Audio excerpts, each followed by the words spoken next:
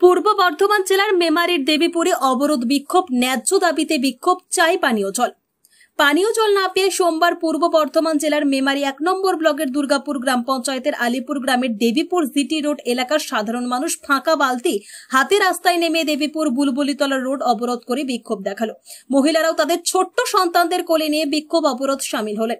স্থানীয়দের কথায় জানা যায়, পাড়ায় নেই কোনো পিএইচপি জলের পাইপ, তাই পানীয় জলের জন্য ছুটতে হয় কারো বাড়ি অথবা কোনো ব্যবসায়িক প্রতিষ্ঠানে। এটা একদিনের নয়, নিত্যদিনের সমস্যা। স্থানীয় পঞ্চায়েত সদস্যকে মৌখিক জানিয়েও হয়নি কোনো সুরাহা। তাই এদিন সেই পানীয় জলের দাবি নিয়ে ফাঁকা বালতি হাতে রাস্তায় এলাকাবাসীরা রাস্তা অবরোধ করে দেখালো বিক্ষোভ। বিক্ষোভরত অবরোধকারীদের অভিযোগ এবং মূলত দাবি কি, শুনুন তাদের মুখ থেকে। স্থানীয়রা অভিযোগ করছেন যে তারা নাকি বিজেপি সমর্থক এবং সেই জন্যই তারা নাকি জল পায় না, এমনটাই নাকি বলছেন স্থানীয় পঞ্চায়েতের সদস্য অজয় চন্দ্র। স্থানীয়দের এই অভিযোগ সম্পূর্ণ মিথ্যা ও ভিত্তিহীন বলে দাবি স্থানীয় পঞ্চায়েত সদস্যের।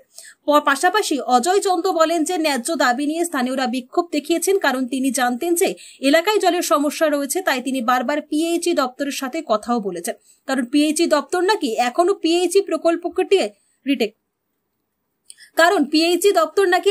পিএইচই প্রকল্পটিকে স্থানীয় পঞ্চায়েতের কাছে হস্তান্তর করেনি। পঞ্চায়েত কিছুই করতে পারছে না, এলাকায় জলের সমস্যার সমাধান পিএইচই দপ্তরই করবে।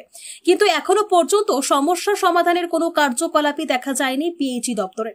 এক কথায় সমস্তটাই পিএইচই দপ্তরের ওপরেই চাপিয়ে দিলেন স্থানীয় পঞ্চায়েত সদস্য।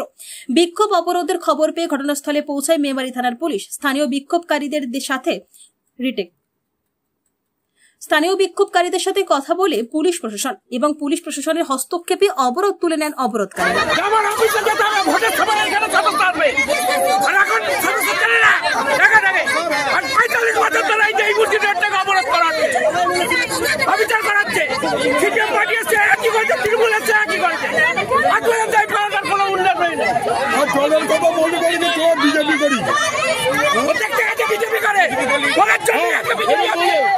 মানে অভিযোগটা কার বিরুদ্ধে মূলত আপনাদের?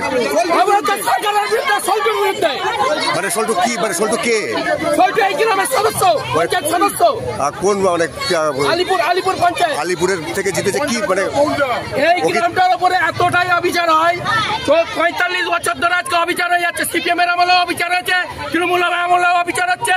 যে সরকার আসছে চাই ভোটের সময় আসবে, এই হবে ওই হবে, আজ পর্যন্ত কোনো কাজ হয় না। আজ পর্যন্ত এখানে ট্রেন নেই, জল নিকাশি নেই, রাস্তা নেই, উন্নয়নমূলক কাজ নেই। তৃণমূল টিকিটের সদস্য উনি বলেছে যে আমার অফিসে গিয়ে যোগাযোগ করতে হবে। উনি বলেছে এই পাড়াটা পুরো বিজেপি। আজকে উনাকে প্রমাণ করতে হবে যে এই পাড়াটা কি করে বিজেপি আর কি করে তৃণমূল। উনি কি দেখতে যাচ্ছে কে বিজেপি কে তৃণমূল? বিল্ডিং হয়েছে যেটা রাস্তা বলে উনি আজকে 100 বছরকার ঘাট, সেটা কি করে বন্ধ হলো সেটাকে ক্ষয়ক্ষতি দিতে হবে। কোন মারফত বন্ধ হয়েছে, কোন দিক থেকে বন্ধ হয়েছে? আজকে মানুষ ওইখানে নামার মতন 4 ফুট রাস্তা দিয়েছে, ওই পুকুরটাকে 4 ফুটে নামার মতো রাস্তা, যেটা 100 বছরের ঘাট, কি করে বন্ধ হলো সেই ঘাটটাকে? কে আছে এই দৃষ্টান্তমূলকের মধ্যে কে আছে? ঘাটটা বন্ধ করলো কোন হিসেবে? একটা পুরোনো ঘাট, সেই ঘাটটাকে বন্ধ করে দিল। এই গ্রামের লোককে অবিচার করছে। আজকে জলের দাবি নিয়ে রাস্তা অবরোধ করেছেন আপনাদের কি? মানে পাইপ লাইন গেছে, মানে পাইপ লাইন গেছে, মেন পাইপ লাইন গেছে, পাইপ মেশিন দ্বারা পাইপ পোতা হয়েছে। আজকে কেন জলটা বন্ধ হয়েছে? কোনো জায়গায় পাইপ ফুটো নেই। আজকে দেবীপুর গিটোরের এইদিকে জল বন্ধ হয়েছে কেন? কি করে জলের প্রকল্প করা হয়েছে? এত কিছু সরকার সুবিধা দিচ্ছে, আজকে সদস্যরা কেন এই জিনিসটা করছে?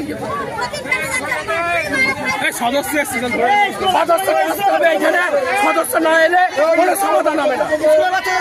সদস্যকে এখানে আসতে হবে। আপনার নাম? চন্দ্রশেখর মাহাতো, বাড়ি এই বুঝি দিল।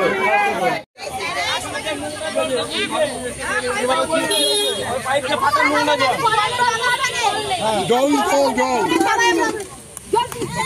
সাপ্লাই দেখে দিয়েছি।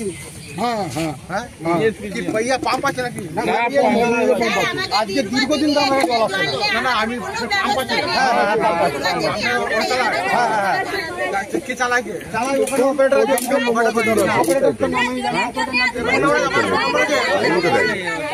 লাইনই দেয় না আমাদের এখানে, জলের লাইনই দেয়, লাইন দেয় না।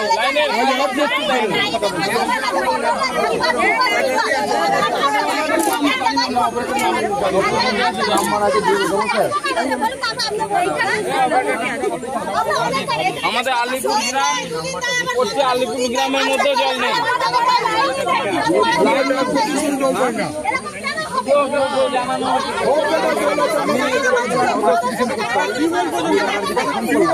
এই পাড়াটায় জলের লাইন হয়নি। সল্টু সদস্য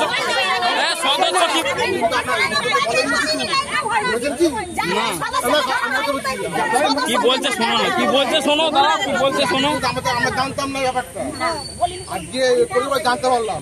ঠিক আছে, আমরা কথা বলছি কিভাবে সমাধান করা যায় দেখছি আমার। ঠিক আছে, ঠিক আছে, আমাদের খাবার জলের ব্যবস্থা করে দিন।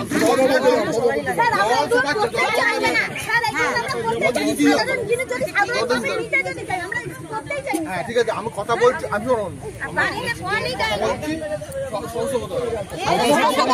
সদস্য দোকানে আছে, দোকান আছে, দোকান চালাচ্ছে সদস্য।